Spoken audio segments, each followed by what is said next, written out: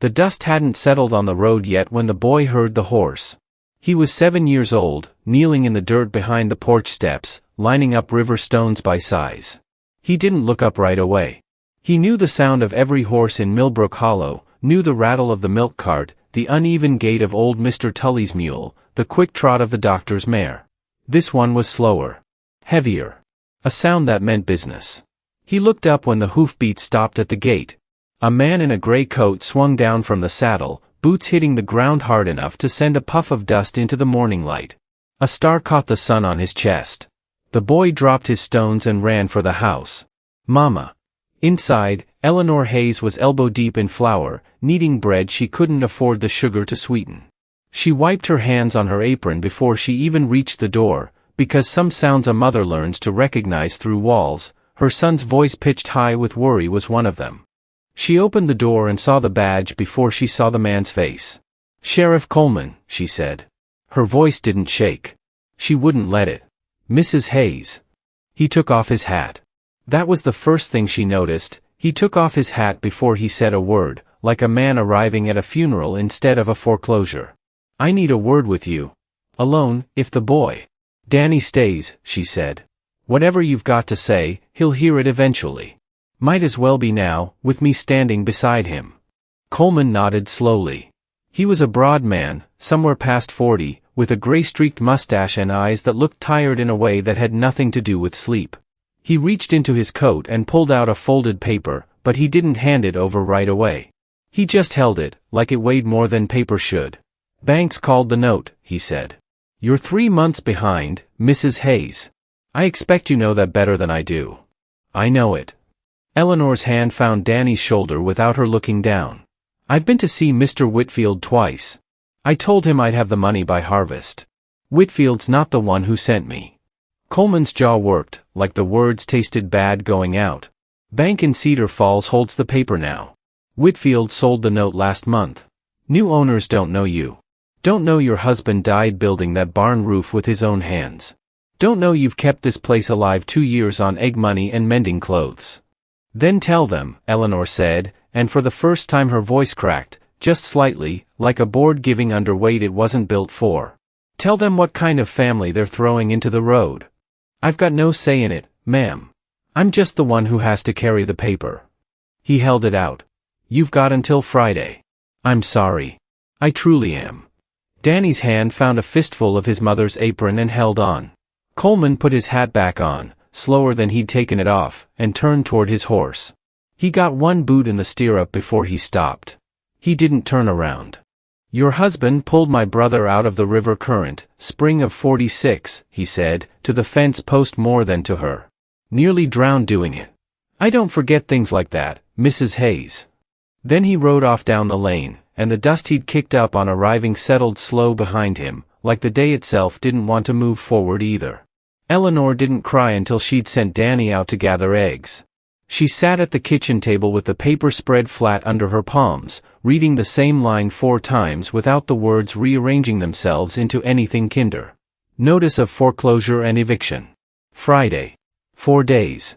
She thought of Thomas, not the last months, thin and coughing in the back bedroom, but the years before. The way he'd whistled walking in from the fields. The way he'd carried Danny on his shoulders through the orchard so the boy could reach the good apples, the ones at the top the deer never got to. She'd buried him under the oak at the property line because he'd once said, half joking, that he wanted a view of the house forever. Now she was going to lose the house he was watching over. She folded the paper and put it in the drawer with the others, the doctor's bills, the seed receipts, the letter from her sister in Ohio that she hadn't answered because she didn't know what to say that wasn't "we're barely holding on." Outside, she heard Danny's laugh, high and unguarded, chasing one of the hens around the yard. She stood at the window and watched him a long moment. 7 years old and he still laughed like nothing in the world could touch him. She wanted, more than anything, to keep it that way a little longer. The days went fast the way dreaded days always do. Wednesday, she walked 3 miles into town to see the new bank manager, a thin young man named Pruitt who wore his collar too tight and wouldn't meet her eyes. He said the words policy and obligation the way other men said weather. He offered no extension.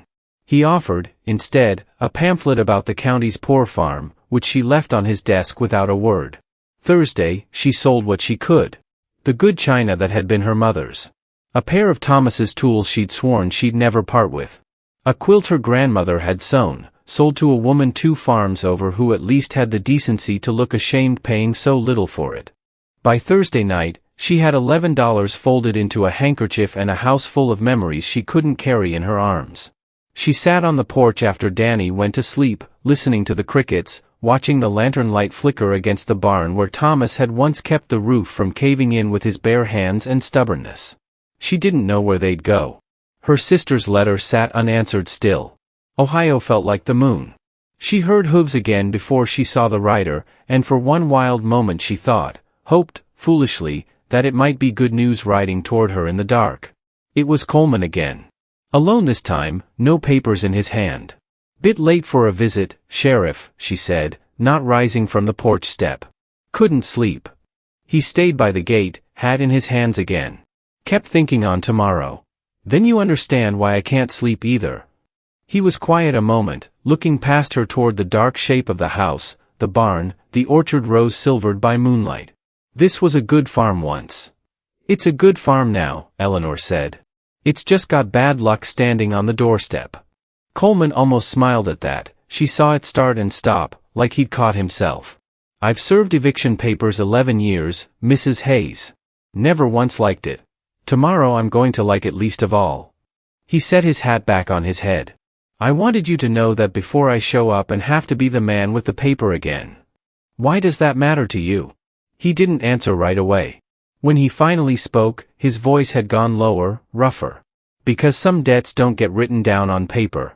And I'm carrying one I haven't figured out how to pay." He rode off into the dark before she could ask what he meant.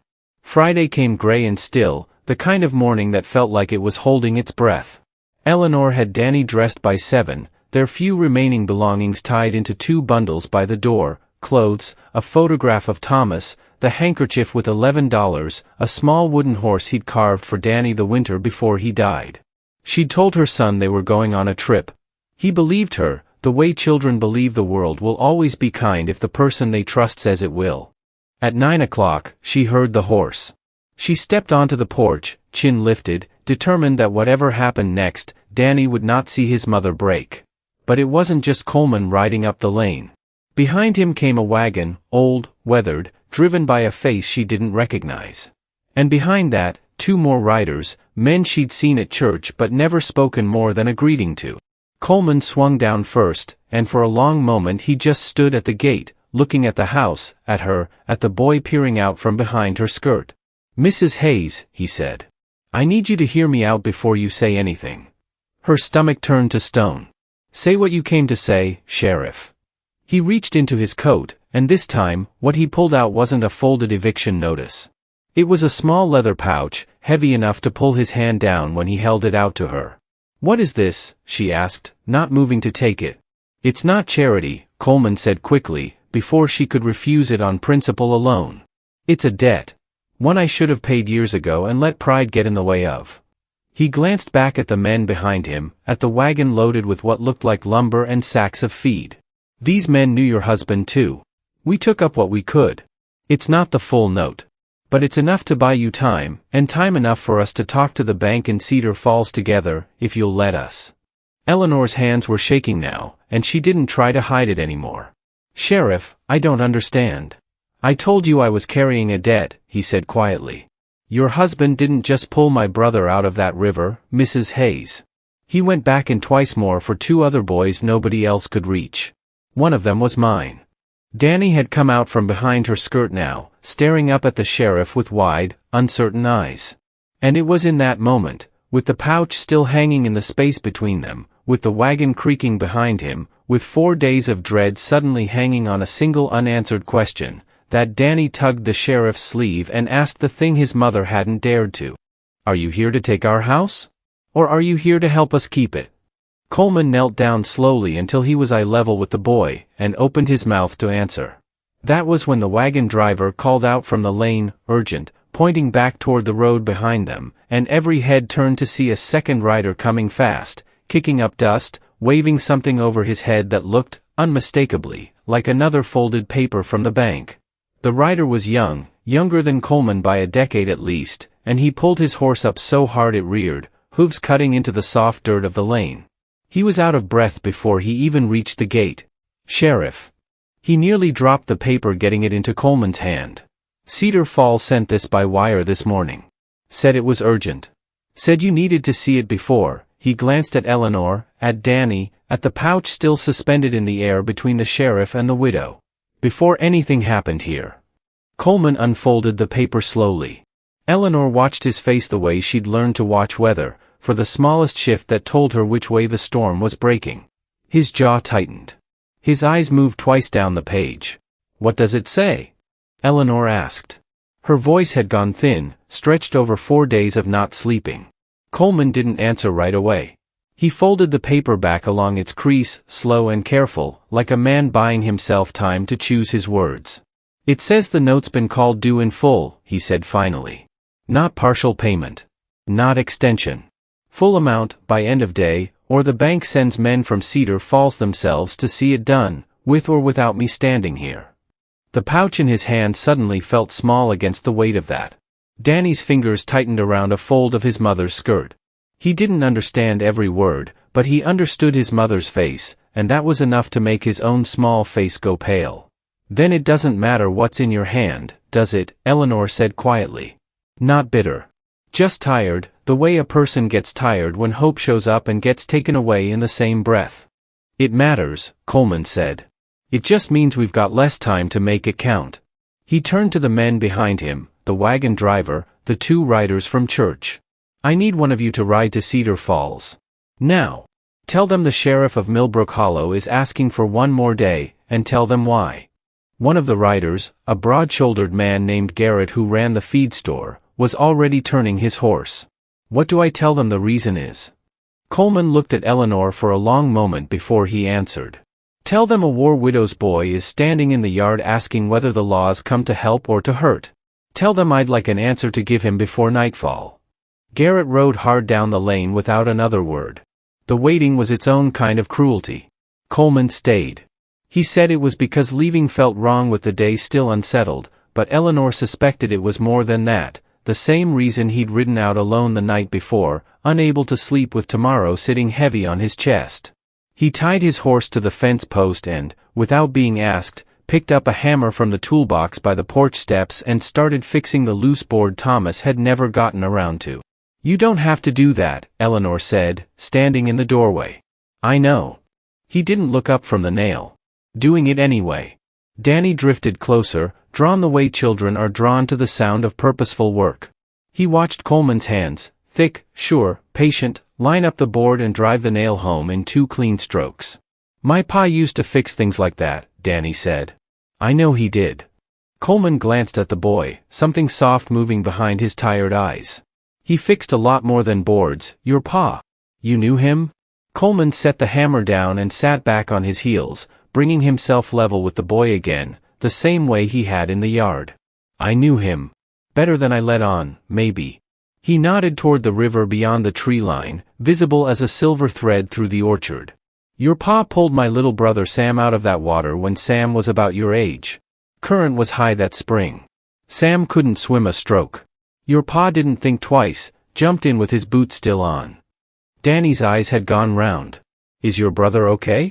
"He's 26 years old now, married, got a boy of his own."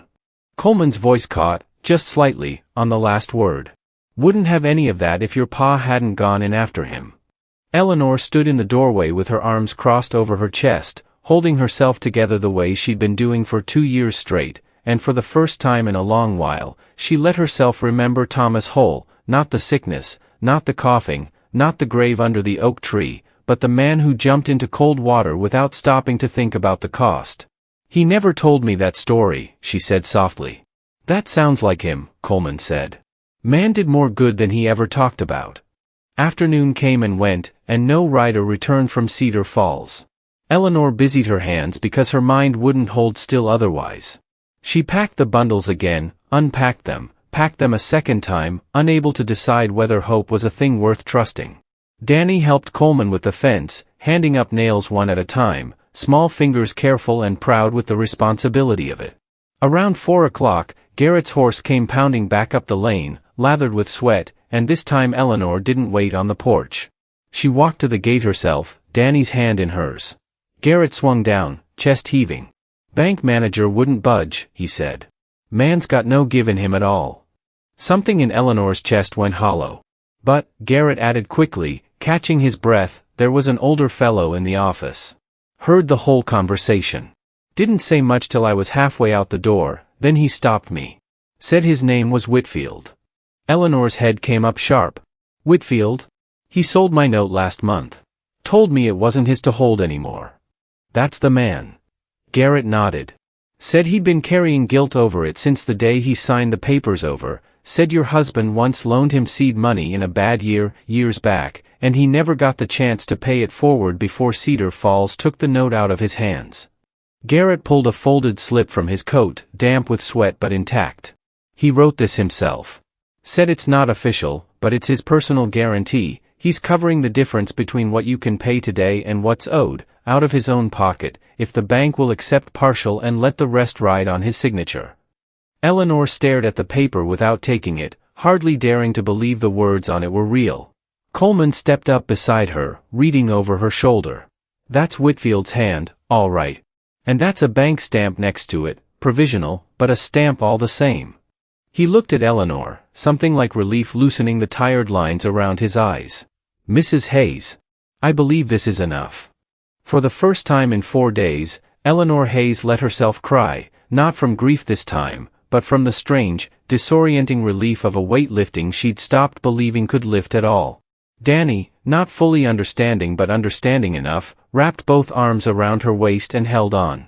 The sun was low and gold over the orchard by the time the paperwork was settled. Coleman had ridden partway to Cedar Falls himself to make certain of it, returning at dusk with a signed and stamped copy that made everything official rather than merely hoped for. The men from church helped unload the wagon before they left, lumber for the barn roof, sacks of feed, a crate of canned goods that Eleanor suspected had come from more than one kitchen in Millbrook Hollow. Danny had fallen asleep on the porch steps sometime after supper, worn out from a day too big for a 7-year-old's understanding, his small wooden horse still clutched in one hand. Eleanor sat beside him, watching Coleman check the knots on the wagon one last time before sending the driver off toward town.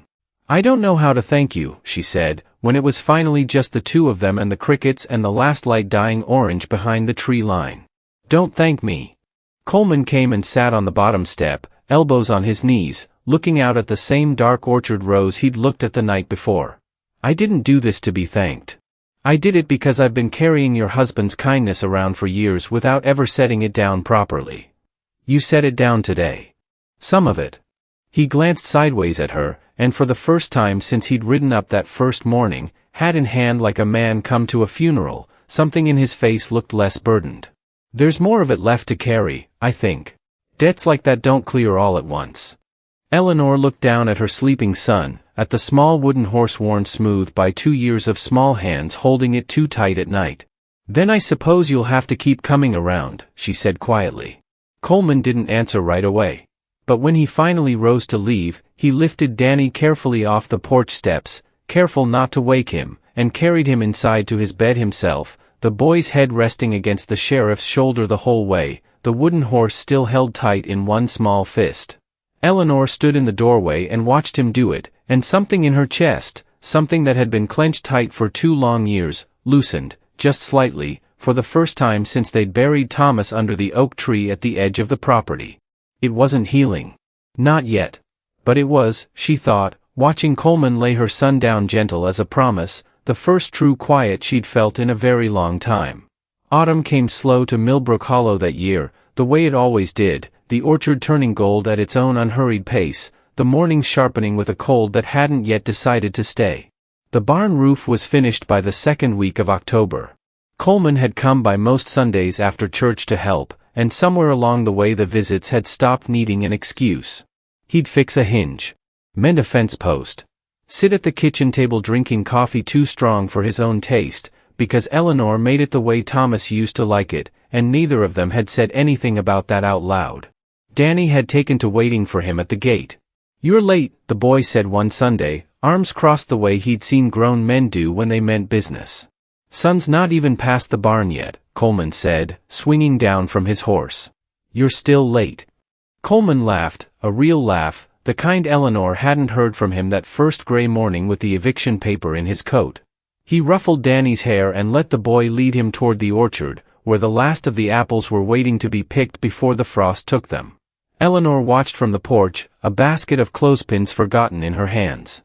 It was the second Sunday of November when Whitfield came to visit, unannounced, his old wagon creaking up the lane the way it had a dozen times that fall, carrying lumber and feed and things Eleanor had stopped trying to refuse. But this time his hands were empty, and his face carried something more careful than the easy, guilty kindness she'd grown used to. "Mrs. Hayes." He took off his hat, same as Coleman always did. She wondered if it was something men in this county were simply raised to do. "I've got something for you. Been holding onto it longer than I should have." He reached into his coat and drew out an envelope, worn soft at the corners like it had traveled in that pocket a long while. "What is it?" Eleanor asked, wiping her hands on her apron. "Deed," Whitfield said simply. "Full and clear. Cedar Falls Bank agreed to release the note entire, once I made them understand the whole of it, what your husband did, what this town owes him, what I owed him and never paid." He held it out, and this time his hand didn't shake with guilt the way it had that day in his office. "This farm is yours, Mrs. Hayes. No debt standing against it. Not to the bank. Not to me."